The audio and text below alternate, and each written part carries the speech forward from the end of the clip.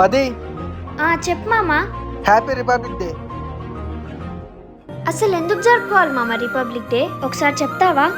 అది కూడా తెలీదా? 26 జనవరి కాబట్టి రిపబ్లిక్ డే జరుపుకుంటారు. అవునా? మన రిపబ్లిక్ డే ఎలా వచ్చింది? ఇంకా దానికోసం ఎంతమంది ప్రాణత్యాగాలు చేశారో వాళ్ళ పేర్లు చెప్పన్నా. అది మహాత్మా గాంధీ, సుభాష్ చంద్రబోస్. గుర్తులేరు కదా? అదే ఇన్స్టాగ్రామ్లో అమ్మాయిల పేరు చెప్పమంటే టకా టకా చెప్పేస్తారు, కానీ మన దేశం కోసం ప్రాణాలు త్యాగం చేసిన వాళ్ళ పేర్లు మాత్రం గుర్తుండవు. అదేంటో మామ, దేశం మీద ఎప్పుడు లేని ప్రేమ జనవరి 26, ఆగస్ట్ 15కే గుర్తొస్తుంది మనందరికి. ఇప్పటి మా జనరేషన్ పిల్లలకి 26 జనవరి, ఆగస్ట్ 15 ఎందుకు జరుపుతున్నారని అడిగితే స్కూల్లో జెండా ఎగిరేసి చాక్లెట్లు బిస్కెట్లు పంచుతారని చెప్తారు. అయినా మా జనరేషన్ తప్పు లేదులే మామ. మన దేశంలో జాతీయ జెండా కంటే పార్టీల జెండాలు ఎక్కువ కనిపిస్తాయి.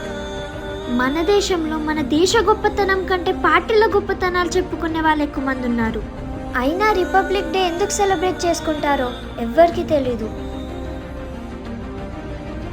మీ హ్యాపీనెస్ కోసం హ్యాపీ రిపబ్లిక్ డే.